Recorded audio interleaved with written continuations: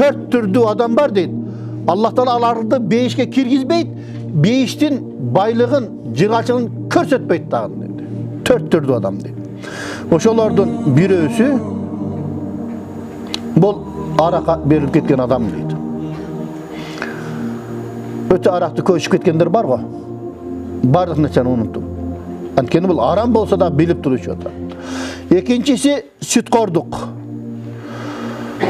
Үчүнчүсү жетимдин акысын жегендик. Ал эми төртүнчүсү ата-энеге ак болуу дейт. Бул дагы бешке кирбейт, бирок тобо келтирген болсо алар кирет дейт. Бирок билесиңер, биз ошол акыйда сабынан деле өтүп эле жүрөбүз. Аллах Таала Кур'ан Каримде айтат: "Лиллазина ахсанул хусна ва зияда." Жакшылык кылгандар үчүн бейиште дагы эң жакшы нерселерди беребиз, жана андан ашыкчасын да беребиз деп.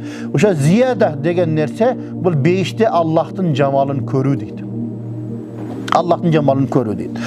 Бизде ошол кээ бир маселелерде келет, кимде ким ата-энесин наразы кылган болсо, бейишке кирери кирет, бирок бейиште Аллахтын жамалын көрө албайт дейт. Анткени жума сайын базар болот экен. Аллахтын жамалын көрүү деген базар болот экен. Элдин баары жыргап, ошол жерге барып Аллахтын жамалын көрүп, рахатка батат экен. Ата-энесин наразы кылган адам дейт, ал жерде рахатка бата албайт дейт. Аллахтын жамалын көрө албайт. Себеби пайгамбардын хадисинде келет: Аллахтын ыраазылыгы ата-эненин ыраазылыгында, Аллахтын каары ата-эненин каарында деген хадис бар. Ошондуктан биз ата-энени ыраазы кылышыбыз керек экен.